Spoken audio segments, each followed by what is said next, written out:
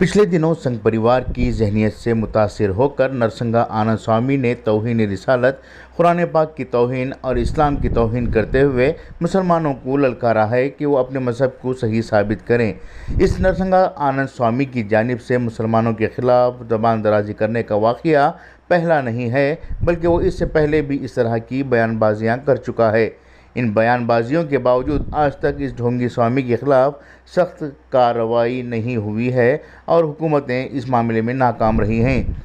भारत में तौहीन रिसालत का मामला हर 2-3 महीनों में एक दफ़ा पेश आता रहता है और किसी न किसी तरीके से इस्लाम को बदनाम करने, नबी सल्लल्लाहु अलैहि वसल्लम की शान में गुस्ताखी करने की कोशिशें होती रही हैं।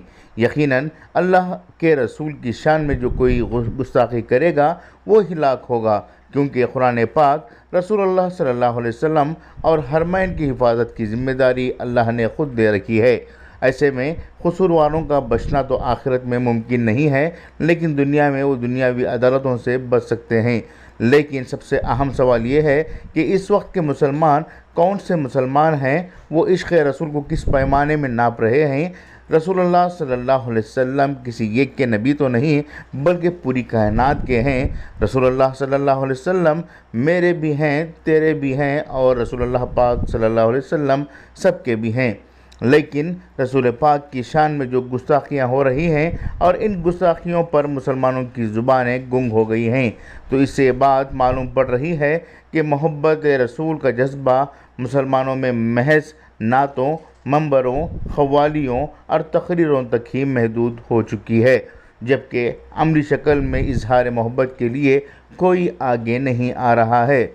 नौजवान आलिम दीन मुफ्ती सलमान अज़हरी ने शान रसूल में गुस्ताखी करने वाले दज्जाल के साथ बहस करने का ऐलान भी किया है। इस नौजवान आलिम दीन ने बहस के लिए दावत देने के साथ साथ उम्मत मुस्लिमा को नबी की शान में गुस्ताखी करने वाले गुस्ताख को गिरफ़्तार करने का मुतालिबा करते हुए जेल भरो तहरीक शुरू करने की अपील की है। अभी ये अपील सोशल मीडिया पर जारी ही हुई थी कि मुसलमानों का एक ग्रोह मुफ्ती सलमान अज़हरी की अपील को मुस्तरद करते हुए ये कहा कि अभी मुल्क के हालात साजगार नहीं हुए हैं, मुसलमानों को मोहतात रहने की ज़रूरत है। इस तरह से जज्बाती होने की बिल्कुल भी ज़रूरत नहीं है, हमें सब्र से काम लेने की ज़रूरत है। इस तरह की दलीलें दी जा रही हैं।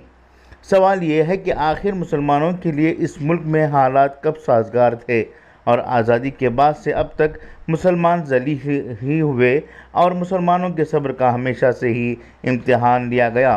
हर बार तौहीन रिसालत के मामलात सिर्फ मेमोरेंडम, अलामत एहतजाज और बयानबाजियों तक महदूद रह जाते हैं, इससे आगे कुछ नहीं होता। वो मुसलमानों पर बार बार थूक कर चले जाते हैं और मुसलमान थूक पोंछ कर खामोश रह जाते हैं। आखिर ये कौन सी बुज़दिली का नमूना है जो मुसलमानों पर हावी होने लगा है।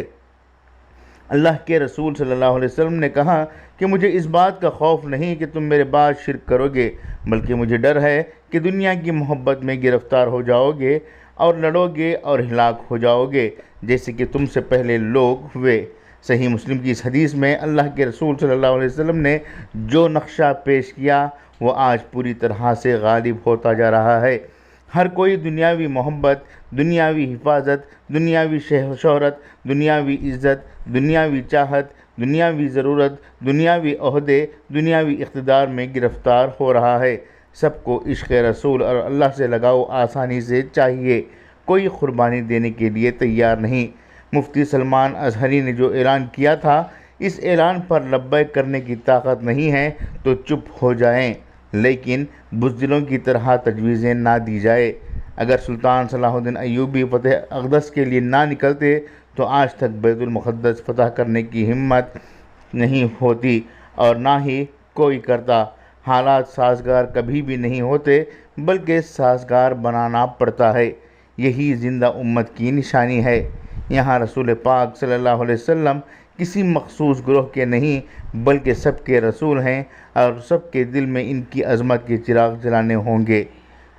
ख़ास रिपोर्ट मुदस्सिर अहमद, एडिटर, रोज़नामा आज का इनक़लाब, शिमोगा।